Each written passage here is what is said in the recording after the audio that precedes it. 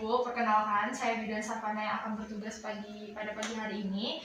Jadi tujuan Ibu untuk datang hari ini apa ya Bu? Saya ingin konsultasi tentang KB. Baiklah, sebelumnya apa Ibu punya pengetahuan atau pengalaman mengenai KB? Enggak. Untuk tujuan penggunaan kontrasepsi Ibu tahu? Enggak. Nah, kontrasepsi yang ingin Ibu gunakan itu apa Bu? Yang IUD. Oke. Baik, sebelumnya saya akan menjelaskan beberapa jenis kontrasepsi lainnya. Yang pertama ada IUD yang Ibu pilih, dan yang kedua ada metode dari KB ilmiah, itu seperti MAL, metode laser cervix, sistem kalender atau pantau berkala, metode suhu basal, metode simptom termal, dan senggama terputus. Yang kedua ada metode barir, itu seperti kondom, diafragma, dan spermisida. Selanjutnya ada kontrasepsi kombinasi, itu seperti pil kombinasi, suntikan kombinasi, cincin vagina, dan koyo kombinasi. Dan ada kontrasepsi progestin, itu seperti suntikan progestin, pil progestin, implan. Ya, selanjutnya ada AKD-RCU dan kontrasepsi mantap, itu seperti tubektomi dan vasektomi. Ibu, setelah saya menjelaskan tadi, apakah Ibu ingin mengganti kontrasepsi yang lainnya atau tetap pada pilihan Ibu? Tetap. Baiklah, berarti pilihan Ibu tadi IUD ya Bu. Nah, saya akan menunjukkan kontrasepsi Ibu, contoh kontrasepsi Ibu. Jadi ini adalah contoh kontrasepsi IUD. Nah, untuk cara kerjanya itu adalah kontrasepsi IUD terdiri dari ada dua jenis, yaitu IUD yang hormonal dan non-hormonal. IUD hormonal bekerja dengan cara melepas hormon progestin sedikit demi sedikit setiap hari. Setelah itu, hormon ini kemudian akan mengentalkan cairan di bagian leher rahim sehingga sperma jadi lebih sulit untuk bisa masuk ke dalam rahim. Ada juga keuntungan dan kerugian pada IUD ini. Nah, untuk keuntungan kontrasepsi IUD ini terbilang lebih praktis sebab dalam sekali pemasangan dapat mencegah kehamilan dalam jangka waktu yang cukup lama. Dan penggunaan IUD dapat mencegah kehamilan hingga 10 tahun. Selain itu, IUD bisa dilepas kapan aja ketika udah ingin merencanakan kehamilan. Nah, sedangkan untuk kerugiannya seperti bercak antara periode menstruasi. Periode menstruasi tidak teratur, menstruasinya lebih berat, dan kram menstruasinya lebih buruk. IUD tidak melindungi dari PMS atau penyakit menular seksual. Dan untuk yang nggak bisa menggunakan IUD ini, itu adalah khususnya bagi wanita yang merokok, yang memiliki penyakit radang panggul, kelainan pada rahim, kanker serviks, kanker payudara, liver, dan penyakit menular seksual. Terkadang posisi IUD berisiko bergeser dari tempat awal, bisa sebagian atau seluruhnya, bahkan hingga keluar dari rahim. Nah, untuk efek sampingnya itu ada beberapa. Yang pertama ada rasa nyeri saat pemasangan, terus ada menstruasi jadi nggak teratur, dan kram perut setelah pemasangan IUD, timbul bercak perdarahan, mual dan sakit perut, infeksi vagina, dan posisi IUD tergeser. Nah, selanjutnya bagaimana cara penggunaan IUD ini?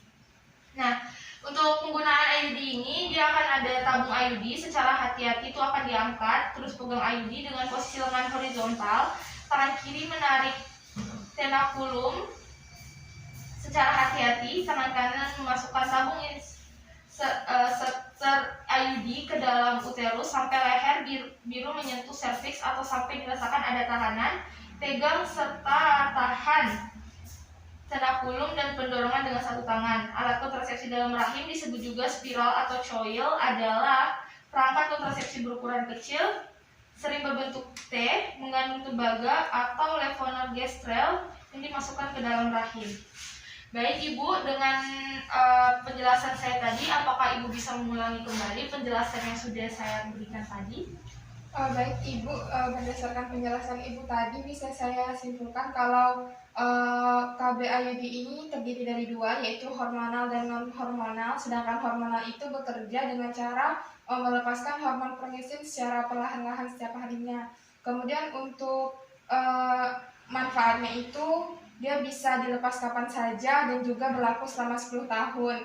Kemudian mungkin kerugiannya itu tidak bisa menghalangi dari terkena penyakit IMS, dan efek sampingnya mungkin akan kram pada perut dan siklus menstruasi tidak lancar, Bu. Oke, baik.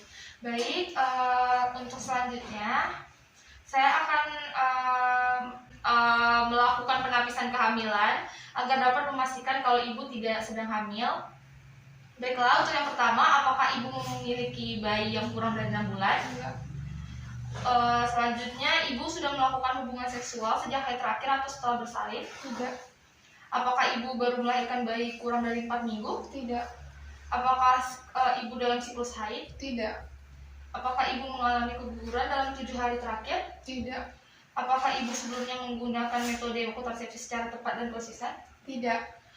Baik ibu, selanjutnya saya akan melakukan penapisan agar mengetahui kondisi medis ibu. Nah, apakah kapan pertama kali ibu merasakan haid? Pada umur berapa? Kira-kira 13-14 tahun gitu lah. Baik, apakah ibu sebelumnya pernah terkena kanker serviks? Tidak pernah. Kanker payudara? Tidak. Untuk penyakit hepa seperti tumor hati atau hepatitis akut? Tidak. Untuk riwayat penyakit tromboli vena itu seperti akut operasi besar? Tidak pernah. Untuk penyakit kardiovaskular? Tidak penyakit pernah. jantung itu belum? Tidak pernah. Oke. Untuk hipertensi, apakah ibu ada hipertensi? Tidak. Obesitas enggak ya bu? Enggak. Untuk diabetes? Tidak. Apakah maaf sebelumnya ibu merokok? Tidak. Untuk sakit kepala? Tidak. Oke. Untuk interaksi dengan obat-obat lain? Tidak. Penyakit radang panggul? Tidak. Sepsis? Tidak. Atau pasca persalinan dan menyusui? Tidak. Oke, baik ibu. Ternyata dari penapisan kehamilan dan penapisan kelayakan medis ibu tadi, ternyata ibu cocok dengan KB pilihan ibu. Selanjutnya saya akan menjelaskan lebih lengkap lagi mengenai pemasangan IUD. Baik ibu, terima kasih. Baik ibu, selanjutnya saya akan menjelaskan lagi mengenai kontrasepsi IUD yang akan ibu gunakan. Nah, sebelumnya saya akan memperlihatkan kontrasepsi ini. Ini adalah contoh kontrasepsi yang ibu pilih tadi, itu adalah IUD. Nah, untuk cara kerjanya itu seperti kontrasepsi IUD ini terdiri dari 2 jenis, yaitu IUD hormonal dan non-hormonal. IUD hormonal bekerja dengan cara melepas hormon progestin sedikit demi sedikit setiap hari. Hormon ini kemudian akan mengentalkan cairan di bagian leher rahim sehingga sperma jadi lebih sulit untuk bisa masuk ke dalam rahim. Adapun keuntungan dan kerugian dalam menggunakan IUD. Nah, untuk keuntungannya kontrasepsi IUD ini terbilang lebih praktis. Sebab dalam sekali pemasangan untuk mencegah kehamilan dalam jangka waktu yang cukup lama. Penggunaan IUD dapat mencegah kehamilan hingga 10 tahun. Selain itu, IUD bisa dilepas kapan aja ketika Anda sudah ingin merencanakan kehamilan. Untuk kerugiannya seperti bersak antara periode menstruasi tidak akan teratur, menstruasi yang lebih berat, dan menstruasi yang lebih buruk. IUD enggak akan melindungi dari PMS atau penyakit menular seksual. Nah, untuk IUD ini ada orang-orang yang nggak bisa menggunakannya. Itu contohnya seperti ibu yang sedang merokok, ibu yang memiliki penyakit radang panggul, kelainan pada rahim, kanker serviks, kanker payudara, liver, dan penyakit menular seksual. Terkadang posisi IUD berisiko bergeser dari tempat awal, bisa sebagian atau seluruhnya bahkan hingga keluar dari rahim. Nah, adapun efek samping dari IUD ini seperti rasa nyeri saat pemasangan IUD, menstruasi jadi nggak teratur, kram perut setelah pemasangan IUD, timbul bercak perdarahan, mual dan sakit perut, infeksi vagina, dan posisi IUD tergeser. Nah, bagaimana sih cara penggunaan untuk IUD ini? Nah, angkat tabung IUD secara hati-hati, pegang IUD dengan posisi lengan horizontal, tangan kiri menarik tenacculum secara hati-hati, tangan kanan memasukkan tabung inserter IUD ke dalam uterus sampai leher biru menyentuh serviks atau sampai dirasakan adanya tahanan. Pegang serta tahan tenacculum dan pendorong dengan satu tangan. Alat kontrasepsi dalam rahim disebut juga spiral atau coil. Adalah perangkat kontrasepsi yang berukuran kecil dan sering berbentuk T. Mengandung tembaga atau levonorgestrel yang dimasukkan ke dalam rahim. Baik ibu, untuk penjelasan tadi dan untuk pemilihan KB yang sudah ibu pilih, saya bisa menjamin untuk kerahasiaan yang sudah kita bicarakan pada hari ini. Nah, karena ibu sudah setuju dengan pemasangan IUD ini, saya akan mengumpulkan biodata ibu dan mengisi kartu status peserta kalau ibu adalah peserta dari KB. Nah, sebelumnya untuk melakukan itu saya akan memeriksa ibu seperti memeriksa keadaan umum dan fisik ibu, itu seperti tekanan darah, berat badan, dan pemeriksaan dalam seperti posisi rahim ibu, tanda-tanda radang, tumor, atau keganasan ginekologi. Nah, sebelumnya apakah ada yang ingin ibu tanyakan? Tidak ada. Untuk penjelasan tadi, Ibu bisa datang kembali lagi ke klinik atau ke tenaga kesehatan untuk kontrol 4-6 minggu pasca pemasangan dari IUD ini. Nah, ketika Ibu mengalami efek samping dalam pemasangan IUD ini atau pas Ibu menggunakan IUD ini, Ibu bisa segera datang ke tenaga kesehatan terdekat Ibu atau ke kami lagi. Dan untuk cara memeriksa sendiri bagaimana benang AKDR dan kapan harus dilakukan itu, Ibu selama bulan pertama periksa secara rutin terutama setelah Ibu haid.